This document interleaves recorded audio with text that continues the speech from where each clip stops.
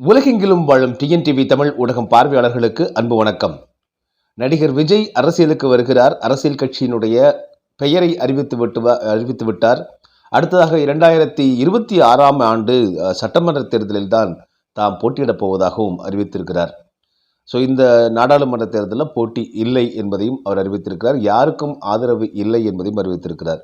இந்த நிலையில் பார்த்தீங்க அப்படின்னா உடனே ஏராளமான அனுமானங்கள், ஊகங்கள், ஆங்கிலத்தில் பில்டப்லாம் சொல்லுவாங்க இல்லைங்களா, அதெல்லாம் பார்த்திங்கன்னா கட்டமைக்கப்பட்ட பல தகவல்கள் வந்துட்டுருக்கு. இப்போது பொதுவாகவே நீங்கள் ரஜினிகாந்த், அதற்கு பிறகு கமல்ஹாசன், அதற்கு பிறகு விஜய், இந்த 3 பேர் தான் இந்த காலகட்டத்தினுடைய திரைத்துறை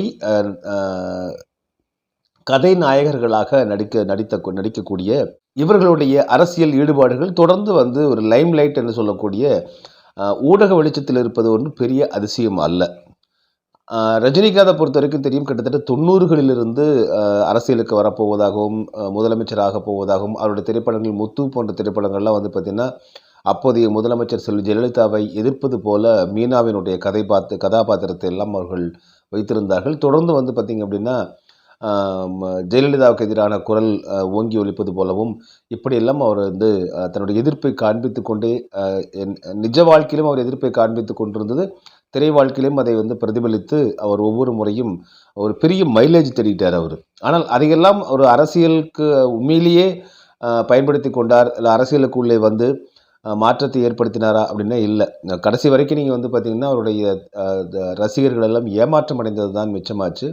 இறுதியில் அரசியல் பாதையை விட்டு விலகி விட்டதாகவே அவர் சொல்லிட்டார். ரஜினிகாந்த் என்கிற ஒரு தெளிவற்ற தமது கொள்கையிலும் அதே போல் தமது அரசியல் நிலைப்பாட்டிலும் எந்த விதமான ஒரு உறுதியான கொள்கையும் இல்லாமல் செய்தது தான் ரஜினிகாந்தோடைய மிகப்பெரிய பிழையாக பார்க்கப்படுகிறது. அவர் தன்னை ஒரு நடிகராக இன்றும் முன்னிலைப்படுத்திக் கொள்வதில் இருக்கிறார். அது அவருடைய தொழில். எனவே அந்த தொழிலை தவிர அவருக்கு பொதுநல நோக்கம் என்பது அவருக்கு எதுலையுமே தெளிவில்லை அப்படிங்கிறத பார்க்குறோம். ரெண்டாவது, அவருக்கு சரியாகவும் ஒத்து வரல.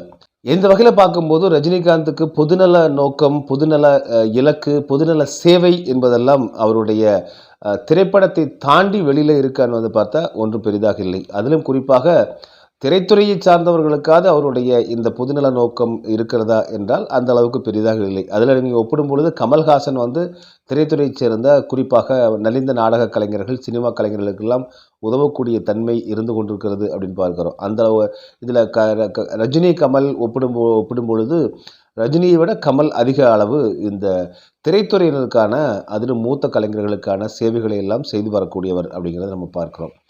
இப்படிப்பட்ட நிலையில் பார்த்திங்கன்னா இதெல்லாம் இந்த இருவருமே திரைத்துறையை தாண்டி எளிய மக்களுக்கும் பொதுமக்களுக்கெல்லாம் இவர்கள் சேவைகளை செய்கிறார்களா?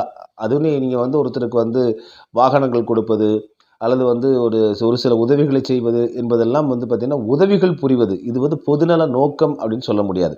இப்போ அன்னதானத்துக்கு பார்த்திங்கன்னா ஒவ்வொரு மக்களுமே அன்னதானத்திற்கு ஒரு கோயிலுக்கு போனால் 50 ரூபாயாவது நன்கொடை கொடுக்குறாங்க. ஒரு சராசரியாக இருக்கக்கூடிய ஒரு மனிதர் நடுத்தர வருவாய் உள்ள அல்லது நடுத்தர வருவாய்க்கும் கீழான வருவாய் உள்ளவங்க கூட பார்த்திங்கன்னா கோவிலுக்கு அன்னதானத்துக்கு பணம் கொடுக்குறாங்க, கோவில் விழாக்களுக்கு பணம் கொடுக்குறாங்க. அதே போல் தம்மிடம் உதவி கேட்டு வரக்கூடியவர்களுக்கு 10 ரூபாயிலிருந்து 100 ரூபாய் வரைக்கும் கூட உதவி தரக்கூடியவங்களா இருக்காங்க. இப்படியெல்லாம் நீங்கள் பார்த்திங்கன்னா உதவி புரிதல் என்பது இது நீங்கள் பொதுநல நோக்கம் அப்படின்னு எடுத்துக்கவே முடியாது.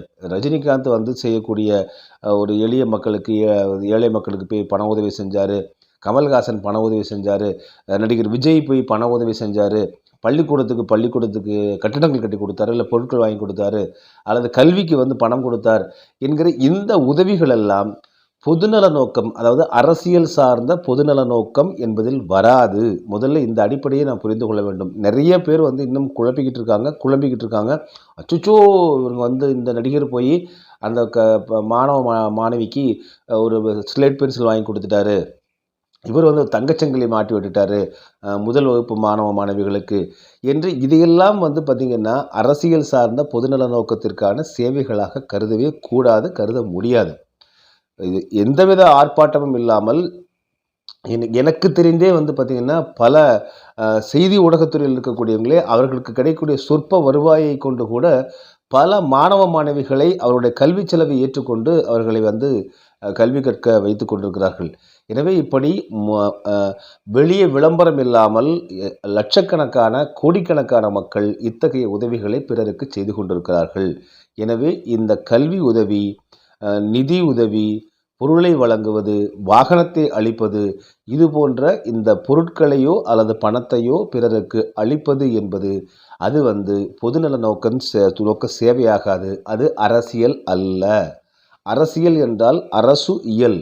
அரசை நிர்வாகம் செய்யக்கூடிய, அரசின் மூலமாக மக்களுக்கு நலத்திட்ட உதவிகளை செய்து, அரசின் மூலமாக மக்களுடைய வாழ்வாதாரங்களை உயர்த்துவதற்கான சேவையை செய்து அந்த மாநிலத்தையே, அந்த நாட்டையே முன்னேற்ற பாதைக்கு கொண்டு செல்வது தான் அரசியல். எனவே இந்த நான் 10 ரூபா ஒருத்தருக்கு பணம் போட்டுட்டேன் அப்படின்னா நான் பெரிய அரசியல் சேவை நோக்கம் கொண்டவன் அப்படிங்கிற மாதிரி தொடர்ந்து இந்த பொய்யான ஒன்று கட்டமைக்கப்பட்டு வருது. இது சில வேளைகளில் வாக்கரசியலுக்கு மக்களை மயக்கத்தில் ஆழ்த்தி விடுகிறது அப்படிங்கிறது எந்த மாற்று கருத்தும் இல்லை. ஆனால் இனி மக்கள் இது போன்ற மயக்கங்களுக்கு ஆளாக மாட்டார்கள் என்பதை நாம் உறுதியாக சொல்லலாம். எனவே இதெல்லாம் இந்த நடிகர்கள்லாம் இந்த உதவி செஞ்சுட்டாங்க, இதனால அதில் உடனே அவங்க அரசியலில் உடனே நேராக இவங்க சீஃப் மினிஸ்ட்ரி ஆயிரலாம் அப்படிங்கிற மாதிரியான கனவுகள் எல்லாம் எம்ஜிஆருக்கு பிறகு யாருக்குமே தமிழ்நாட்டில் ஒர்க் அவுட் ஆகலை. எம்ஜிஆர் வெறுமனே நீங்கள் பணச்சேவை செய்தார், அவர் வெறுமனே உதவிகள் செய்தார் அப்படின்னு நினச்சிட்டு இருக்கோம். இது மேலோட்டமாக வெளியிலிருந்து பார்க்கக்கூடியவர்களுக்கு தெரியக்கூடிய ஒன்றாக இருக்குது. அதை பின்பற்றி தான் நீங்கள் நான் 4 பேருக்கு சோறு போட்டால் உடனே எம்ஜிஆர் ஆயிடலாம், 4 பேருக்கு தையல் மிஷின் கொடுத்துட்டா நம்ம எம்ஜிஆர் ஆயிடலாம், 4 பேருக்கு கல்வி செலவு கொடுத்துட்டா நம்ம எம்ஜிஆர் ஆயிடலாம் அப்படின்லாம் தொடர்ந்து பல பேர் கற்பனையில் மிதந்து கொண்டிருக்கிறார்கள் அப்படின்னு பார்க்குறோம். ஒருவர் கூட அத்தகைய நிலையை அடைய முடியலன்னு பார்க்குறோம். ஆனால் எம்ஜிஆர் வெறுமனே இந்த இப்போ நிதி உதவி, பொருளுதவி, பண உதவி மட்டுமே கொடுக்கவில்லை. இதையெல்லாம் தாண்டி பார்த்திங்கன்னா அரசு இயலில் அவர் மிக ஆழமான ஒரு காலூன்றலையும் செய்திருந்தார் அப்படின்னு பார்க்குறோம். எனவே அரசு இயலில் குறிப்பாக கலைஞர் கருணாநிதி என்கிற மிகப்பெரிய ஒரு அரசியல் எதிரியை வீழ்த்த வேண்டும். அப்படிப்பட்ட பெரும் எண்ணிக்கை கொண்ட ஒரு தொண்டர்கள் படையை வைத்திருந்த தாமே உருவாக்கிய திமுகவை தாமே வீழ்த்த வேண்டிய நிலை எம்ஜிஆருக்கு ஏற்படுகிறது. அப்பொழுது அவர்களை வீழ்த்தி இவர் வெற்றி கண்டு அமர்றாரு, ஆட்சி கட்டிலில் சென்று அமர்கிறார், அல்லது அரியணையில் அமர்கிறார்னே சொல்லலாம். அப்படிப்பட்ட எம்ஜிஆர் பார்த்திங்கன்னா அவருடைய இறப்பு வரைக்குமே திமுகவோ கருணாநிதியோ ஆட்சிக்கே வர முடியல அப்படிங்கிறதா ஃபேக்ட். அதன் பிறகு செல்வி ஜெயலலிதா அவர்கள் அந்த கட்சியை எடுத்து அதை அவர் ரிவைவ் பண்ணி மீண்டும் தனக்கான ஒரு நிலையை உருவாக்கி அவரும் அந்த அரியணையில் அமரும்போது அவர் அந்த காலகட்டத்தில் திமுக ஆட்சிக்கு வர இயலவில்லை என்பதுதான் ஃபேக்ட். ஸோ எப்போலாம் அதிமுக மிகப்பெரிய பிழைகளை செய்கிறதோ, தலைமையில் குழப்பம் ஏற்படுகிறதோ, தலைமையில் சரியான ஒரு நிலைத்தன்மை இல்லையோ, அந்த காலகட்டங்களிலெல்லாம் தான் ஆல்டர்னேட்டிவாக ஒரு மாற்றாக திமுகவிற்கு வாய்ப்புகள் கொடுக்கப்பட்டிருக்கின்றன அப்படின்னு பார்க்குறோம். எனவே திமுகவுக்கு மட்டும் இப்போ நம்ம வாய்ப்பு கொடுப்போம், திமுக தான் நம்ம ப்ரையாரிட்டி, நம்ம முதன்மையான நம்முடைய வாய்ப்பு என்று தமிழ்நாட்டு அரசியல் 1967க்கு பிறகு நீங்கள் பார்த்தீங்க அப்படின்னா, குறிப்பாக 70களில் எம்ஜிஆர் அவர்கள் பிரிந்ததற்கு பிறகு அப்படி ஒரு உறுதியான தன்மை தமிழ்நாட்டு வாக்காளர்களிடம் இருந்ததே இல்லை என்பதுதான் நமக்கு புள்ளிவிவரங்கள் தெரிவிக்கின்றன. ப்ரையாரிட்டி முதன்மையாக இவர்கள் விருப்பமாக எதுவாக இருக்கிறது என்றால் அதிமுக, குறிப்பாக எம்ஜிஆர், ஜெயலலிதா அவர்களோட அதிமுகவும் மாற்றாகத்தான் அவர்கள் கட்சியிலோ தலைமையிலோ அல்லது அவர்கள் மீது மிக ஒரு கடுமையான குற்றச்சாட்டுகள், குறிப்பாக 91, 96 காலகட்டங்களில் செல்வி ஜெயலலிதா மீது இருந்த குற்றச்சாட்டுகளை மிக பூதாகரமாக ஆக்கி சன் டிவி உள்ளிட்ட தமது ஊடகங்களை வைத்து, பத்திரிகைகளை வைத்து பெரிய அளவில் கொண்டு போனாங்க. மக்கள் ஒரு இரிட்டேஷன் அப்போ இருந்துச்சு, அது எரிச்சல் இருந்துச்சு ஜெயலலிதா தலைமையிலான அதிமுக மீது. அதனால் 96ல் அவங்க தோல்வியை சந்தித்து திமுக கொடுத்தாங்க. பிறகு 2001 ரீகெயின் பண்ணாங்க அந்த பவரை அப்படின்னு பார்க்குறோம். ஸோ அப்படிப்பட்ட ஒரு சூழ்நிலையில் தான் மாற்றாகத்தான் திமுக இங்கே வென்றிருக்கிறதே தவிர திமுகவை மக்கள் விருப்பப்பட்டு வாக்களித்து அரியணையில் அமர வைத்ததான வரலாறு 67க்கு பிறகு இல்லை. முதல்ல இதை நம்ம புரிஞ்சுக்கணும். எனவே எம்ஜிஆர் என்பவர் வெறுமனே பணத்தை கொடுத்து, சாப்பாட்டை போட்டு, துணிமணிகளை கொடுத்து மக்களை கவர்ந்து விட்டார் என்கிற இந்த மூடத்தனத்திலிருந்து முதலில் வெளியே வர வேண்டும். இது முட்டாள்தனமான ஒரு மாயவாதம். இது ஒரு பொய்யான பரப்புரை. சரிங்களா? அப்படி பார்க்க போனால் நீங்கள் கருணாநிதி அவர்கள் எம்ஜிஆர் அளவிற்கெல்லாம் ஒரு பெரிய மக்களுக்கு தானம் செய்தார், பணத்தை அள்ளி கொடுத்தார், நிதி உதவி செய்தார் அப்படின்லாம் தனிப்பட்ட முறையில் செய்தாருங்களே எந்த ஒரு வரலாறும் இல்லை. ஆனால் அவரும் ஆட்சிக்கு வந்தார் இல்லைங்களா? 3 முறை 4 முறை 5 முறை அப்படின்லாம் திமுகவினுடைய அரியணை ஏற வைத்ததற்கு காரணமாக இருந்தது வந்து பார்த்திங்கன்னா கலைஞர் கருணாநிதி அவருடைய உழைப்புன்னு பார்க்கிறோம். எனவே இந்த பணம் கொடுத்து நிதி உதவி செய்து கல்விக்கு வந்து முதல் மதிப்பெண் பெற்றவங்களுக்கு தங்கச்சங்கிலாம் போட்டுட்டா, அதே போல் வந்து டார்ச் லைட் வாங்கி கொடுத்துட்டா, ஒரு காரை வாங்கி கொடுத்துட்டா, மக்களுக்கு வாகனத்தை வாங்கி கொடுத்து இது போன்ற உதவிகள் செய்தால் மட்டும் நீங்கள் வந்து ஆட்சிக்கு வந்து விடலாம், தமிழ்நாட்டினுடைய அரியணையில் அமர்ந்து விடலாம் என்கிற இந்த ஒரு எண்ணம் மிக மிக மூடத்தனமானது, முட்டாள்தனமானது. அதற்கு எந்த விதமான அடிப்படையும் இல்லை. அப்படி கிடைக்கப்பெறக்கூடிய வாக்குகள் மிக சொற்ப எண்ணிக்கையில் தான் இருக்கும். அது நிரந்தரமாக இருக்காது. முதல்ல இதை நம்ம புரிந்து கொள்ள வேண்டும். ஸோ இப்போ இந்த பார்வையில் பார்க்கும் பொழுது எம்ஜிஆருக்கு பிறகு ஏன் யாருமே வந்து பெரிய அளவில் வெற்றி பெற இயலவில்லை அப்படின்னா இதுக்கு காரணம் இதுதான். ஸோ இந்த அடிப்படை உண்மையை நாம் புரிந்து கொண்டால்தான் அரசியலை நாம் புரிந்து கொள்ள முடியும், தமிழ்நாட்டு அரசியலை புரிந்து கொள்ள முடியும். ஏன்னா தமிழ்நாட்டு அரசியல் என்பது விளையாட்டான அரசியல் அல்ல. வட இந்திய தாக்கங்கள் உள்ளிட்ட எந்த விதமான புறத்தாக்கங்களையும் எதிர்கொண்டு நிலைத்து நிற்கக்கூடிய ஒரு தன்மை கொண்டது தமிழ் மற்றும் தமிழ்நாடு அரசியல். தமிழ் மொழிக்குள்ள நீங்கள் எந்த மொழியும் கலந்து இதை ஆக்கிவிடக்கூடாது என்பதில் தமிழர்கள் எப்போதுமே மிக உறுதியாக இருந்திருக்கிறார்கள். குறிப்பாக வடமொழி கலப்பெல்லாம் இருக்கவே கூடாது என்பதை வந்து தொடர்ந்து எதிர்த்து கொண்டிருந்தவர்கள் தமிழர்கள் மட்டும்தான். சென்னை மாகாணமாக மதராஸ் பிரசிடென்சியாக நம் தென்னிந்தியா இருந்தபோது அப்பொழுது கன்னட பள்ளிக்கூடங்கள் இருந்தன, மலையாள பள்ளிக்கூடங்கள் இருந்தன, தெலுங்கு பள்ளிக்கூடங்கள் இருந்தன, தமிழ் பள்ளிக்கூடங்கள் இருந்தன.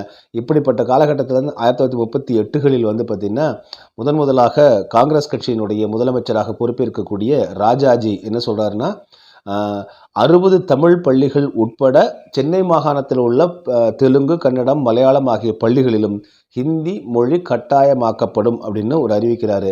இதை முதலாக எதிர்த்தவர்கள் மட்டுமல்ல, இறுதி வரை எதிர்த்து போராடி இந்த திட்டத்தை திரும்ப பெற வைத்தவர்கள் ஈழத்து சிவானந்தம் அடிகள் தலைமையிலான அவருடைய முன்னெடுப்பில் செய்யப்பட்ட போராட்டம்.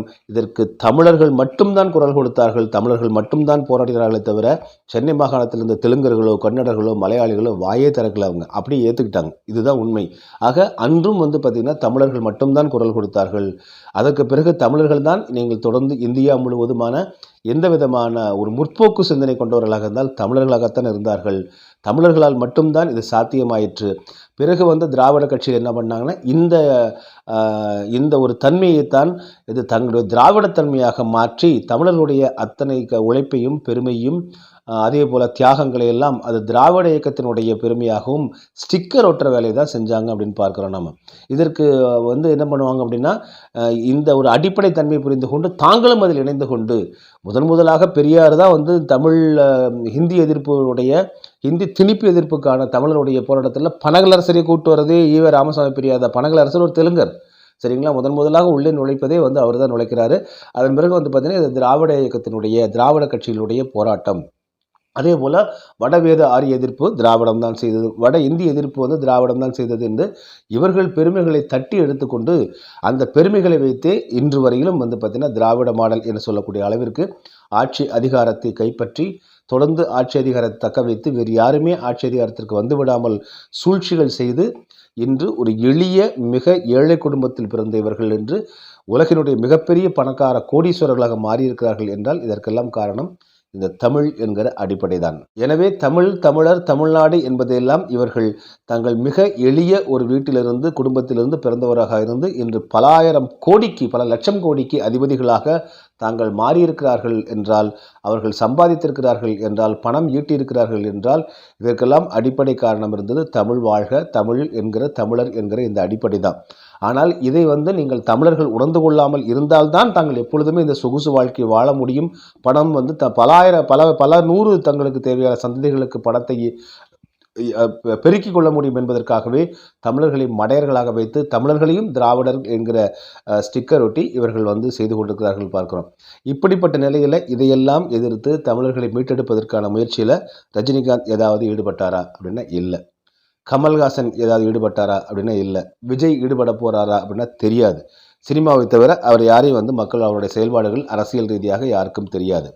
இப்போ நீங்கள் இந்த அடிப்படையில் வந்து பார்த்தீங்கன்னா 2018ஆம் ஆண்டு தான் திடீர்னு வந்து கமல்ஹாசன் கட்சி ஆரம்பிக்கிறாரு. 2019 உடனே அந்த பொது தேர்தலில் இந்திய நாடாளுமன்ற பொது தேர்தலில் பங்கேற்கிறார். இது என்ன ஒரு கெடு வாய்ப்புன்னு வந்து பார்த்தீங்கன்னா, அந்த தேர்தல்ல மக்கள் நீதி மய்யம், கமல்ஹாசன் மக்கள் நீதி மய்யம் 3.7 விழுக்காடு வாக்குகளை பெறுகிறது.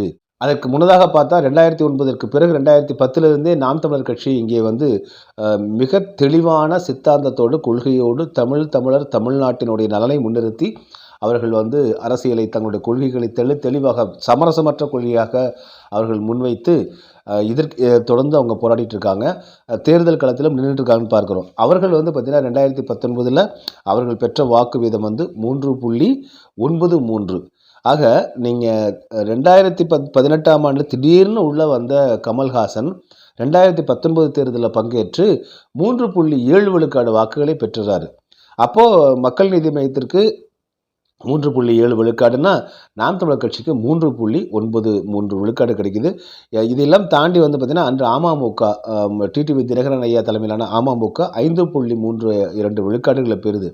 இதில் நம்ம நல்லா கவனித்து பார்த்தோம்னா திடீர்னு நுழைந்த கமல்ஹாசனுக்கு ஒரு ஆண்டுக்குள்ளேயே வந்து 3.7 விழுக்காடு வாக்குகள் கிடைக்கப்பெறுகிறதுனா அப்போ கமல்ஹாசனை எப்படி மக்கள் பார்த்துருக்காங்க அப்படின்னா ஒரு ஆல்டர்னேட்டிவாக பிஜேபி அதே போல் வந்து காங்கிரஸுக்கு திமுக அதிமுகவுக்கு மாற்றாக அவர்கள் பார்த்தாங்க அப்படின்னு பார்க்க முடியுது.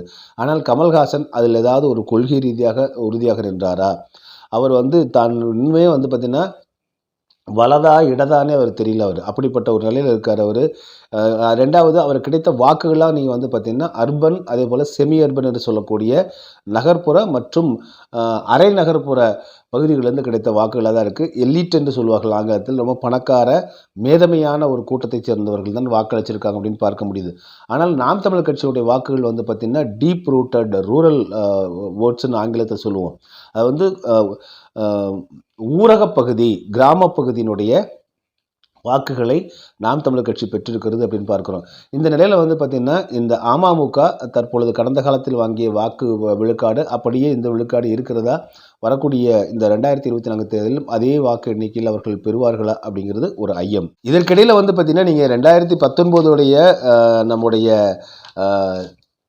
பொது தேர்தலில் வந்து அதிமுக அதே போல் வந்து பார்த்திங்கன்னா பிஜேபி பாட்டாளி மக்கள் கட்சி இவையெல்லாம் பெற்ற வாக்குகள் திமுக பெற்ற வாக்கு எண்ணிக்கைலாம் நீங்கள் வந்து பார்க்கும்போது குறிப்பாக 2014 அப்படின்னு பார்க்கும் பொழுது அதிமுக 37 இடங்களில் வென்று அது வந்து மொத்தம் தமிழ்நாட்டில் உள்ள 39 இடங்களில் இந்திய நாடாளுமன்றத்திற்கான 39 எம்பி தேர்தலில் வந்து 37 இடங்களில் வெற்றி பெற்றது அதிமுக. இது வந்து 2014 தேர்தல். அதனுடைய வாக்கு விழுக்காடு அப்போ 44.9 பெற்றிருந்தது.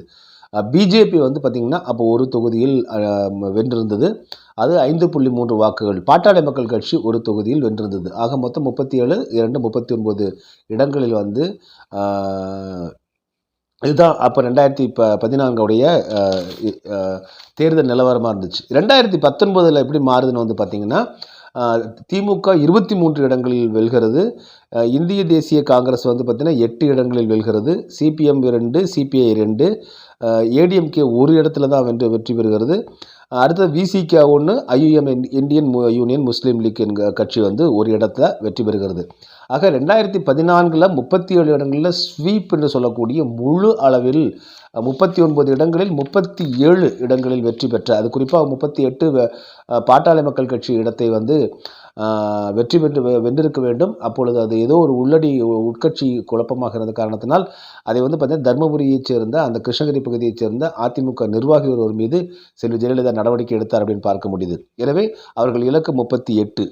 அந்த 38 என்கிற இலக்கில் 37 இடத்தை அதிமுக வென்றிருந்தது. அதுக்கப்புறம் 2019 வந்து பார்த்திங்கன்னா செல்வி ஜெயலலிதாவினுடைய மாற்றங்கள் அதற்கு பிறகு அதிமுக கட்சி தலைமையில் ஏற்பட்ட மாற்றங்கள் இதெல்லாம் வந்து பார்த்திங்கன்னா 2019 தேர்தலில் திமுகவுக்கு 23 இடங்களும் அதனுடைய கூட்டணி கட்சியான காங்கிரஸுக்கு 8 இடங்களும் இவ்வாறு கிடைச்சது.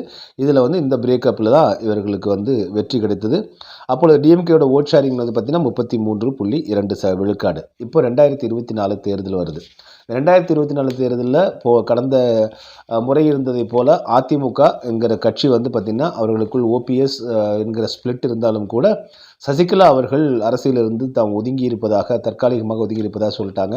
டிடிவி தினகரன் பொறுத்தவரையிலும் அவர் அதிமுகவோடு குறிப்பாக எடப்பாடி பழனிசாமி தலைமையிலான அதிமுகவோடு இணைந்து பணியாற்றப் போவதில்லைன்னு சொல்லிட்டாரு. அவர் தனித்தான் நிற்பார்னு பார்க்குறோம். இப்போ நீங்கள் வந்து பார்த்தீங்கன்னா ஓபிஎஸ் வந்து அவருடைய பொறுத்தவரையிலும் அவர் பிஜேபி மற்றும் திமுக ஆகிய 2 கட்சிகளிடமே அவர் வந்து நட்பு பாராட்டி கொண்டிருக்கிறார்னு பார்க்கிறோம். எனவே அவர் எந்த அளவுக்கு இந்த அதிமுகவுடைய வாக்குகளை பிரிப்பார் அப்படிங்கிறது இருக்குது. ஆனாலும் கூட கடந்த தேர்தலை ஒப்பிடும் பொழுது இப்பொழுது வந்து பார்த்தீங்கன்னா 2019 நிலவரத்தை ஒப்பிடும் பொழுது இப்பொழுது அதிமுக என்பது எடப்பாடி பழனிசாமி தலைமையிலான ஒரு கணிசமான அளவு வந்து அரசியல் கட்சியாக வலுவாக இருக்கிறது அப்படின்னு பார்க்கிறோம். அது எப்படி ஓட்டுகள் சிதறும், இந்த கட்சியினுடைய ஓட் ஷேரிங் குறையும் அப்படிங்கிறது தேர்தலுக்கு பிறகு தான் சொல்ல முடியும்.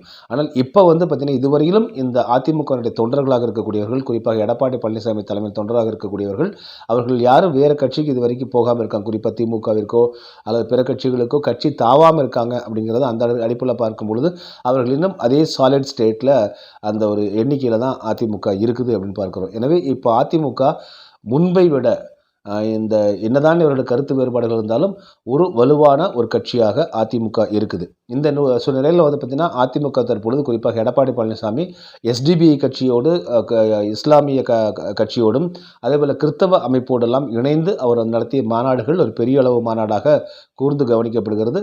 பாஜகவோடு ஒட்டும் இல்லை உறவும் இல்லை என்கிறது தெளிவாக சொல்லியிருக்காங்க. 2024 மற்றும் 2026 தேர்தலிலும் பாஜகவோடு எந்த கூட்டணியும் ஒருபோதும் கிடையாது அப்படிங்கிற உறுதிப்பாட்டோட எடப்பாடி இருக்கார் அப்படிங்கிறத பார்க்குறோம். ஸோ இது வந்து ஒரு பெரிய மாற்றம் அதிமுகவை பொறுத்த வரைக்கும். அதை வந்து கடந்த தேர்தலில் அதிமுக வாங்கிய வாக்குகளுக்கும் திமுக வாங்கிய வாக்குகளுக்கும் வேறுபாடு மிக குறைவாக தான் இருந்துச்சு. இது காரணம் என்னென்னா பாஜகவோடு வைத்த கூட்டணி தான் என்பது வெளிப்படையாகவே அவருடைய கட்சியில் சிவி சண்முகம் போன்றவர்களாம் வெளிப்படையாகவே சொன்னாங்க அப்படின்னு பார்க்க முடியுது. எனவே அந்த அடிப்படையில் வந்து பார்த்திங்க அப்படின்னா அதிமுகவிற்கு பாஜகவின் கூட்டணி தான் கடந்த நாடாளுமன்ற தேர்தலில் ஒரு எதிர்மறையாக இருந்தது, அவர்களுக்கு பின்னடைவாக இருந்ததுன்னு பார்க்குறோம். அதை திருத்தி இப்பொழுது வந்து பார்த்திங்கன்னா பாஜகவோட கூட்டணி இல்லை என்கிற நிலைப்பாட்டோடு அதிமுக வருது. அதிமுக தமக்கே உரித்தான எம்ஜிஆர் மற்றும் ஜெயலலிதா இந்த பாணியில் அவங்க வந்து எடுத்துகிட்டு போகிறாங்க. ஆனால் அதிமுக இருக்கக்கூடிய மற்றொரு பின்னடைவு வந்து பார்த்திங்கன்னா இந்த ஓபிஎஸ் மற்றும் டிடி விஜயநகரன்கிற இந்த கொஞ்சம் ஸ்பிளிட் இருக்குது. இது எந்த அளவுக்கு பெரிய தாக்கத்தை உண்டாக்க போகுது அப்படிங்கிறது தேர்தல் தான் முடிவு பண்ணணும். மொத்தத்தில் அதிமுக இப்போ வலிமையாக இருக்குது. சரிங்களா? ஒன்று. அடுத்தது இரண்டாவது வந்து பார்த்திங்கன்னா திமுகவை பொறுத்தவரையிலும் அவர்கள் எப்பொழுதுமே வழக்கமாக ஒரு பரிவார படையணியோடு வருவதைப் போல தற்பொழுது வந்து விசிக என்பது உறுதியாயிருச்சு. அதில் கண்டிப்பாக அவங்க வந்து அதை விட்டு மாற்றம் பெற போகிறதில்ல. காரணம் என்னென்னா லாட்டரி அதிபர் மார்ட்டினுடைய மருமகன் வந்து பார்த்திங்கன்னா விசிகாவில் இணைந்து தற்பொழுது அவர் வந்து தேர்தலில் போட்டியிட போகிறாரு அப்படிங்கிறனால ஒருபோதும் விசிக வந்து திமுக விட்டு விலகாது என்பது உறுதியாக தெரிஞ்சிருச்சு.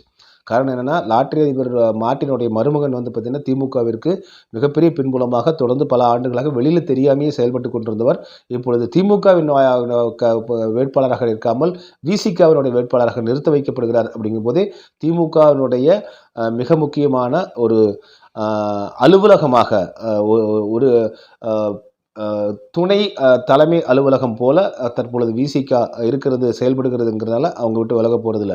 ஸோ விசிக இருக்கிற இடத்துல இயல்பாகவே பாமக வருவதற்கான வாய்ப்புகளும் குறைவு அப்படின்னு பார்க்குறோம் நம்ம. எனவே பாமக அதிமுகவோடு இணைந்து போட்டியிடுவதற்குத்தான் வாய்ப்புகள் அதிகமாக இருக்கின்றன. எனவே பாமக அதிமுக என்கிற இந்த அணியும் இப்பொழுது இடதுசாரிகள் இயல்பாகவே விசிக இருக்கிற இடத்துக்கு தான் அவங்க போவாங்க. ஆனால் எத்தனை ஓட் ஷேரிங் இருக்குது அப்படிங்கிறது தெரியல. எனவே அவர்கள் இப்போ வந்து அதிமுகவினுடைய எடப்பாடி பழனிசாமி தலைமையிலான அவர்கள் கட்சி வந்து தாங்கள் மைனாரிட்டியோடு இணைந்து நாங்கள் செயல்படுறோம், பிஜேபியோட கூட்டணி இல்லை என்கிற காரணத்தினால் இடதுசாரிகள் ஒருவேளை அங்கேயும் இங்கேயும் போகிறதுக்கான வாய்ப்புகள் அப்படின்னு கூட இருக்கிறத நம்ம பார்க்குறோம். எனவே இப்படிப்பட்ட நிலையில் இந்த தேர்தலில் கூட்டணியினுடைய அலைன்மெண்ட் என்பது மாறுகிறது. அதே போல் வந்து பார்த்திங்கன்னா தற்பொழுது கமல்ஹாசன் என்பது இந்த தேர்தலில் பெரிய ஃபேக்டராக அவர் இருக்க போகிறதில்ல. கடந்த முறை பெற்ற 3.7 விழுக்காடு வாக்குகளும் தற்பொழுது யாருக்கு போகும் அப்படிங்கிறது ஒரு கேள்வியாக இருக்குது. அமமுக தனித்து நின்றாலும் கூட அதே 5.32 விழுக்காடு அவர்கள் மீண்டும் பெறுவார்களா அப்படிங்கிறதும் ஒரு வந்து கேள்விக்குறியாக இருக்குது. எனவே நாம் தமிழர் கட்சியை பொறுத்தவரையிலும் சாலிடாக 1.06 எண்ணிக்கையிலிருந்து அவருடைய வாக்கு கடந்த 2019 நாடாளுமன்ற தேர்தலில் 3.93 விழுக்காடாக உயர்ந்திருக்கிறது. அதே போல் வந்து பார்த்திங்கன்னா அவருடைய ஓட் ஷேரிங் என்ற ஆங்கிலத்தை சொல்லக்கூடிய அவருடைய வாக்குகள் இந்த 2024 தேர்தலில் மிக கணிசமாக மிக அதிக அளவில் உயர்வதற்கான வாய்ப்புகள் ஏராளமாக இருக்குது அப்படின்னு பார்க்குறோம். ஸோ இந்த காலகட்டத்தில் 2026 வந்து மையமாக வைத்து நடிகர் விஜய் இவங்க அரசியலில் இறக்குறாங்க அப்படின்னு பார்க்குறோம். ஏன் இறக்குறாங்கன்னு சொன்னால், விஜய் தானாக இறங்குறார் அப்படின்னு சொன்னால், இது இட்லின்னு சொன்னால் சட்னி கூட நம்பாது அப்படின்னு சொல்கிறோம் இல்லைங்களா? அது போல தான் நம்ம எடுக்கணும். ஏன்னா விஜய்க்கு வந்து எந்த விதமான கொள்கையை முன்வைக்க போகிறார், எந்த சித்தாந்தத்தை முன்வைக்க போகிறாரு, ரஜினிகாந்த் போல கமல்ஹாசன் போல ஒரு தெளிவற்ற தன்மையோடு இருப்பாரா அப்படிங்கிறதுலாம் நமக்கு தெரியல. இவரோட சித்தாந்தம் என்ன, கொள்கை என்ன? இப்போ நாம் தமிழர் கட்சினா தெள்ளத் தெளிவாக தமிழ் தேசியம் என்பதில் தெளிவாக இருக்காங்க. திராவிடம் முன்னேற்ற கழகம், நாங்கள் திராவிட கூட்டம், திராவிட மாடல் என்று சொல்லி அந்த ஐடியாலஜியில் இருக்காங்க. ஆனால் வந்து பார்த்திங்கன்னா அதிமுக எப்பவுமே நீங்கள் வந்து தங்களை திராவிட மாடல், திராவிட கூட்டம் அப்படின்லாம் ஸ்டிக்கர் ஒட்டிக்கிறதெல்லாம் கிடையாது. அவர்கள் மிக தெளிவாக இந்த இரண்டுக்கும் நடுப்பட்ட வகையில் அவங்க ஒரு ஸ்டாண்டை வந்து எம்ஜிஆர் ஜெயலலிதா எடுத்ததை போல் எடுப்பாங்க அப்படின்னு பார்க்குறோம் நம்ம. ஸோ இப்படிப்பட்ட நிலையில் வந்து பார்த்திங்கன்னா இவர்களுக்கெல்லாம் ஒரு வலுவான கொள்கைகளோ அல்லது செயல்பாடுகளோ ட்ராக் ரெக்கார்டெலாம் இருக்குது. நடிகர் விஜய்க்கு எந்த ட்ராக் ரெக்கார்டு இல்லை. கமல்ஹாசன் என்னங்கிறது சாயம் வெளுத்து போச்சு. எனவே ரஜினிகாந்துங்கிற சாயம் ஏற்கனவே வெளுத்து போச்சு. விஜய் இனிமேல் வந்தால் தான் தெரியும். இரண்டாவது நீங்கள் சிவாஜி கணேசன், அடுத்தது வந்து ரஜினிகாந்த், கமல்ஹாசன் என்று நிறைய வந்து மக்கள், தமிழ்நாட்டு மக்கள் பூனை சூடுபட்டதை போல் சூடுபட்டிருக்காங்க. எனவே விஜய் அப்படியே நீங்கள் அதே போல் வந்து கண்மூடித்தனமாக ஏற்றுக்கொள்வார்களா அப்படின்னு தெரியாது. எனவே 2026 தேர்தல் அதை பார்க்கலாம். 2024 தேர்தலை பொறுத்தவரையிலும் இதுதான் இப்பொழுது இருக்கக்கூடிய கிளாரிட்டி. அதிமுக தலைமையிலான அணி, திமுக தலைமையிலான அணி இங்கே வந்து பார்த்திங்க அப்படின்னா கூட்டணியில் மாறுவதற்கு வாய்ப்புகள் இருக்கின்றன. திமுகவிற்கு கடந்த தேர்தலில் கிடைத்த அதே அளவு தொகுதிகள் இந்த தேர்தலில் கிடைக்குமா என்பது நீங்கள் வந்து நிச்சயமாக நமக்கு வந்து ஐயப்பாடு தான். இப்படிப்பட்ட நிலையில் இந்த இந்தியா டுடே நடத்தியிருக்கிற கருத்து கணிப்பு என்கிற பெயரில் வந்து பார்த்திங்கன்னா இவர்கள் வெளியிட்டிருப்பது இது வந்து மிகவும் அபத்தமான ஒன்று. இவர்கள் நடத்திய ஒப்பீனியன் போல் தான். அது வந்து மூட் ஆஃப் தி மக்கள் அப்படின்னு சொல்கிறது. மூட் அப்படின்னா மக்களுடைய மனநிலையை இப்போ எப்படி இருக்குது, மூடு இருக்குது அப்படிங்கிறத அடிப்படையில் அவங்க வந்து பண்ணியிருக்காங்க. அதுவும் வந்து அவங்க சில 1000 பேர்த்துக்கிட்டு தான் பண்ணியிருக்காங்களே தவிர பெரிய அளவில் இவர்கள் வந்து மிகச்சரியான ஒரு கணிப்பாக, முறையான கருத்து கணிப்பாக இவர்கள் செய்தது அப்படின்னு இல்லை. கிட்ட 35,801 பேர்த்திட வந்து அவர்கள் ஆன்லைனில் பண்ணது ஒன்று. எனவே அந்த அடிப்படையில் அதுவும் வந்து பார்த்திங்கன்னா டிசம்பர் 15, 23 ஜனவரி 15, 24 வரைக்கும் இந்த ஒரு ஜனவரி 28 வரைக்கும் தான். கிட்டத்தட்ட ஒரு 28, அதில் ஒரு 10னா கிட்டத்தட்ட 30, ஒரு 45 நாட்களில் ஆன்லைனில் கிடைக்கப்பட்ட 35,801 அளவில் எடுக்கப்பட்ட இந்த ஒப்பீனியன் போல் தான். இதில் கட்சிக்காரனே பாதி பேர் ஒப்பீனியன் குத்திருந்தாலும் அப்படி தான் வரும். ஸோ இதில் இவங்க சொல்லக்கூடியது வந்து பார்த்திங்கன்னா 2019 என்டிஏ கூட்டணி 12 விழுக்காடு இருந்தது, இப்போது 15 விழுக்காடாக மாறும் சொல்லியிருக்காங்க. 2019 என்டிஏ கூட்டணி அப்படிங்கிறது வந்து பார்த்திங்கன்னா பாஜக, அதிமுக ஆகிய கூட்டணி இவங்க சொல்கிறாங்க. இப்போ 2024 பாஜக ஓட கூட்டணி இல்லைன்ட்டாங்க. அப்போ என்டிஏ கூட்டணி என்பது இங்கே தமிழ்நாட்டிலே கிடையாது இங்கே இப்போதைக்கு. அப்போ என்டிஏ கூட்டணிங்கிறது இல்லாத கூட்டணி 15 விழுக்காடு எப்படி வந்து அதிகமாகும்? இது வந்து பார்த்திங்கன்னா ஒரு காமெடியான ஒன்று இந்த இந்தியா டுடேனுடைய கணிப்பில். அடுத்தது 53 விழுக்காடு இந்தியா கூட்டணி வந்து கடந்த 2019 தேர்தலில் அதனுடைய வாக்கு விகிதம் இருந்ததுன்னு சொல்லி அது தற்பொழுது 47 விழுக்காடாக மாறுன்றாங்க. இந்தியா கூட்டணியில் இங்கே என்ன மாற்றம் இது வரைக்கும் நடந்திருக்கு? இது வரைக்கும் ஒன்றும் மாற்றம் நடக்கலை. அதையே வந்து இப்பொழுது வந்து பார்த்திங்கன்னா திமுக, விசிக, மதிமுக இதெல்லாம் வந்து விலகிறதுக்கு வாய்ப்பே இல்லை. அதே போல் வந்து பார்த்திங்கன்னா இடதுசாரிகள் மட்டும் இருக்காங்க. அப்படியே அவங்க மாறினாலும் அது பெரிய 1 சீட் 2 சீட்டு அப்படிங்கிற எண்ணிக்கையில் பெருசாக இருக்க போகிறதில்ல. அதே போல் காங்கிரஸ் கட்சி திமுகவோட தான் இருக்க போகுது. எனவே இதில் வந்து பார்த்திங்கன்னா நான் இந்த எண்ணிக்கை 53 47 குறையும் அப்படிங்கிறது அதுவும் ஒரு அபத்தமான ஒன்று, கற்பனை தான் அது. அப்புறம் வந்து பார்த்திங்கன்னா அதர்ஸ், இப்போ வந்து என்டிஏ கூட்டணியில் வந்து இந்த தேர்தலில் பிஜேபி, அதிமுக இணைந்து இல்லை. அதே போல் திமுக அப்படியே தான் இருக்குது. ஆனால் நீங்கள் அதர்ஸ் அப்படிங்கிற பார்த்து பிற கட்சிகள் அப்படிங்கிற அடிப்படையில் 35 விழுக்காடு வந்து 2019 38 விழுக்காடு இந்த தேர்தலில் இருப்பதாக இந்தியா டுடே வந்து ஒரு அபத்தமாக உட்கார்ந்த இடத்துல உட்காந்துட்டு ஒரு டீ கடையில் வந்து உட்காந்துட்டு கற்பனையாக அரசமரத்தடியில் இன்றைக்கி அரசியல் பேசுகிறவங்க டீ கடை அரசியல் பேசுகிறவங்க கூட துல்லியமாக பேசுவாங்க. அந்த அளவிற்கு அதில் வந்து 10 விழுக்காடு கூட ஒரு துல்லியமோ ஒரு நம்பகத்தன்மையோ இல்லாத இப்படிப்பட்ட ஒரு அபத்தமான ஒரு சர்வே என்கிற பெயரில் இந்தியா டுடே நடத்தியிருப்பது இது உண்மையிலே கண்டிக்கத்தக்கது, மிக தவறான ஒரு பிழையான ஒன்று. இப்படிப்பட்ட அதிமுக ஒரு வலுவாக இருக்கக்கூடிய ஒரு பெரிய ஓட் பேங்காக இருக்கக்கூடிய அதிமுக அதர்ஸ்ன்னு கொண்டு போய் பிற அப்படின்னு சேர்த்து இருப்பதே முதல் அபத்தம். அப்படி பார்க்க போனால் நாம் தமிழர் கட்சியினுடைய ஓட் ஷேரிங் இருக்கு இல்லையா?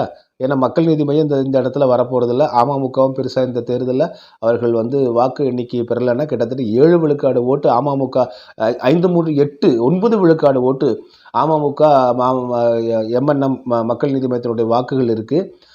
ஸோ அதிமுகனுடைய வாக்குகள் இருக்குது.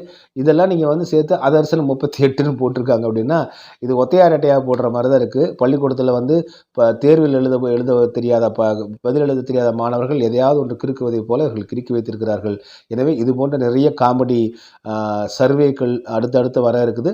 இந்த காமெடிகள் எல்லாம் நாம் சிரித்து கடந்து முன்னேறுவோம். மீண்டும் மற்றொரு காணொளியில் உங்களை சந்திக்கிறேன். அதுவரை நன்றி, அன்பு, வணக்கம். டிஎன்டிவி தமிழ் ஊடகம், தனித்துவமான தமிழ் ஊடகம். இப்போதே சப்ஸ்கிரைப் செய்யுங்கள் உங்கள் டிஎன்டிவி தமிழ் ஊடகம் யூடியூப் சேனலை.